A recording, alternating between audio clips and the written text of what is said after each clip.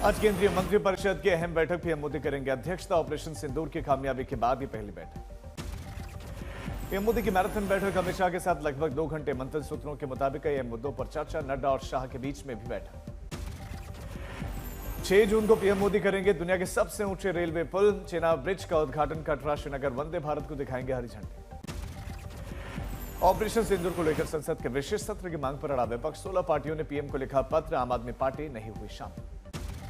Operation सिंदूर पर बड़ा खुलासा। भारत ने 7 से 10 मई के बीच तबाही मचाई थी। पाकिस्तान के 6 लड़ाकू विमान 2 अवाक रडार नष्ट किए थे। जेडीयू सांसद संजय झा का प्रतिनिधिमंडल 5 देशों की यात्रा करके दिल्ली पहुंचा। कहा कि हम भारत के रुख को सफलतापूर्वक दुनिया के सामने रख पाए।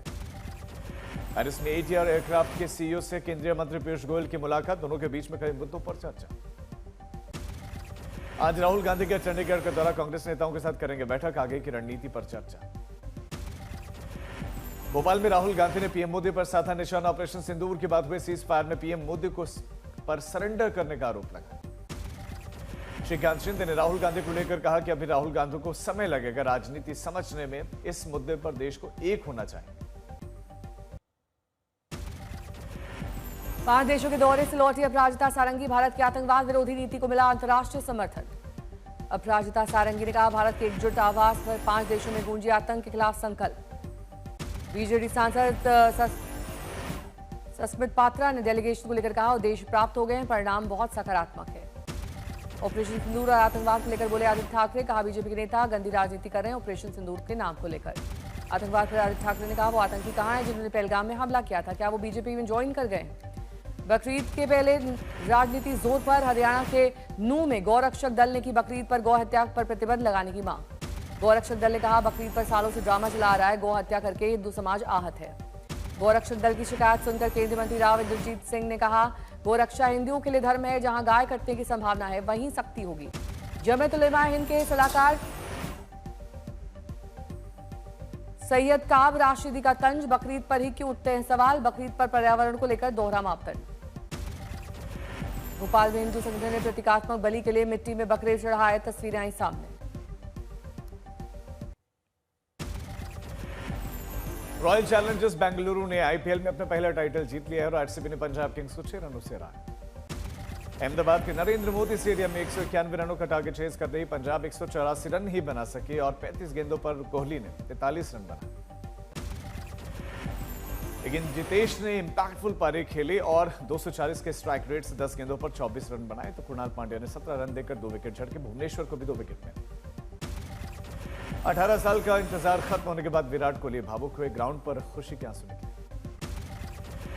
एमपी और कर्नाटक के मुख्यमंत्री ने रॉयल चैलेंजर्स बेंगलुरु को ट्वीट करके बधाई दी। लिखा कि सपना आखिरकार सच हुआ। अहमदाबाद में रॉयल चैलेंजर्स बेंगलुरु के आईपीएल जीतने के बाद फैंस का जश्न। स्टेडियम के बाहर आतिशबाजी। अहमदाबाद में जीत के जश्न की खुशी में सड़कों पर डांस हुआ। अपने पसंदीदा खिलाड़ियों के नाम किनारे लगे।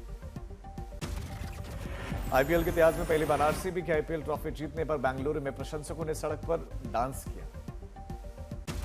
रॉयल चैलेंजर्स बेंगलुरु की जीत का जश्न मनाने विशाखापट्टनम में बीच रोड पर फैंस हुए एकत्रित और जमकर किया डांस। कर्नाटक के कलबुर्गी में आरसीबी फैंस की जीत के बाद जो है फैंस ने जमकर आतिशबाजी की। हालांकि भीड़ को तितर बितर करने के लिए पुलिस ने हल्का बल प्रयोग किया। अयोध्या में राम दरबार प्राण प्रतिष्ठा समारोह की जबरदस्त तैयारी। राम मंदिर में शानदार लाइट्स से सजावट की गई। स्वर्ण शिखर से लेकर सिंह द्वार तक बड़ी खूबसूरती दियों वाली रोशनी से जगमगाया राम दरबार। प्राण प्रतिष्ठा समारोह से पहले लखनऊ में तैयार किया गया मंगल महाप्रसादम। 65,000 मिठाइयों के डिब्बे भेजे गए अयोध्या। बेहद खास होने वाला है प्राण प्रतिष्ठा का दूसरा दिन। कल भ्रमण पर निकलेंगे देवता। राजा राम के आने से पहले हनुमान गढ़ी में लगा श्रद्धालुओं का तांता। भव्य राम दरबार की पहली झलक आई सामने। राम दरबार के ऊपरी हिस्से पर प्रभु श्री राम की शिव साधना। दीवारों पर रामचरितमानस की चौपाई। खतरे के निशान के ऊपर मणिपुर की प्रमुख नदियों का जलस्तर। खतरे के निशान से ऊपर बह रही है नंबुल और इरल नदियां। इम्फाल में मुख्य नदियों के बढ़ते जलस्तर की वजह से राज्यभर में टूटे तटबंध। 56,000 से अधिक लोग प्रभावित। इम्फाल पूर्व के विकराल बाढ़ को देखते हुए बनाए गए 57 राहत कैंप। जलमग्न इलाकों से निकाले गए 2,000 से ज्यादा लोगों को राहत शिविर में शिफ्ट किया गया। असम के नागांव में भारी बारिश से बाढ़ जैसे हालात। निचले इलाकों में रहने वाले लोगों का घर पूरी तरह से बाढ़ में तबाह। असम के नागांव में बाढ़ बारिश से यातायात प्रभावित। बाढ़ के कारण कई इलाकों से कटा संपर्क। असम के सिलचर में बाराक घाटी का बढ़ा जलस्तर, तटीय इलाकों में रहने वाले घर भी उजड़ गए। राहत शिविरों में लोग सुरक्षित पहुंचाए गए। सिलचर में बाढ़ प्रभावितों से मिलने पहुंचे असम के सीएम हेमंत। अब इस अवसर में राहत शिविरों में जरूरी सेवाओं को लेकर अधिकारियों को निर्देश। असम में अगले 2 दिनों तक भारी बारिश की संभावना के बीच में एक्टिव मोड में एनडीआरएफ एसडीआरएफ की टीमें। कई जिलों में बारिश थमने के बावजूद ब्रह्मपुत्र नदी का बहाव तेज। असम के कामरूप और लखीमपुर में सेना और राज्यों की पुलिस के जो उन्होंने साथ में मिलकर रेस्क्यू ऑपरेशन चला। अब तक 250 से ज्यादा लोगों का रेस्क्यू। अरुणाचल प्रदेश में 23 जिलों में बाढ़, बारिश और भूस्खलन, 156 गांवों को नुकसान, 938 लोग प्रभावित।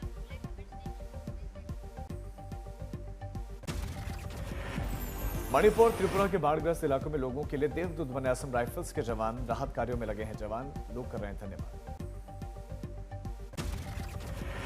असम राइफल्स के जवानों ने बाढ़ग्रस्त इलाकों में बांटे खाने के पैकेट्स और पानी। घर घर जाकर राहत सामग्री पहुंचाई। बारिश और ठंड के बीच में बद्रीनाथ में उमड़ रहा है श्रद्धालुओं का हुजूम। पहाड़ों पर लगातार काले बादल छाए। केदारनाथ धाम में भी बर्फबारी और यहां जून के महीने में बर्फबारी देखने को मिली है। हेमकुंड साहिब में जबरदस्त बर्फबारी शुरू। बर्फबारी के बीच में हेमकुंड साहिब में सिख श्रद्धालु बड़ी संख्या में पहुंच रहे हैं। 28,306 का आंकड़ा पार।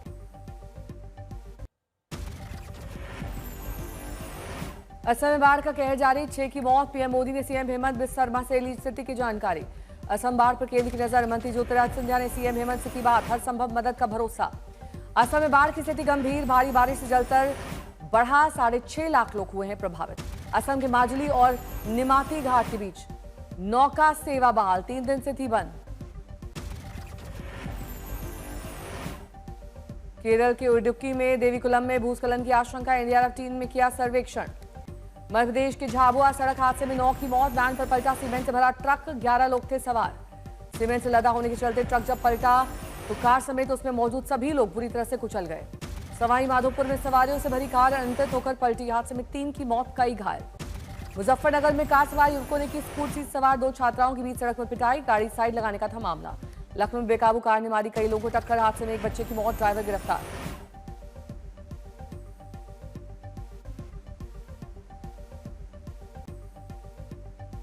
बाड़मेर में बदमाशों ने कारोबारी की कार घेरकर हमला किया, लाठियों से पिटाई में बिजनेसमैन समेत 2 गंभीर रूप से घायल। संभल में पुलिस ने बकरीद के त्योहार के मद्देनजर पैदल मार्च किया, लोगों से गलत अफवाहों से बचने की अपील।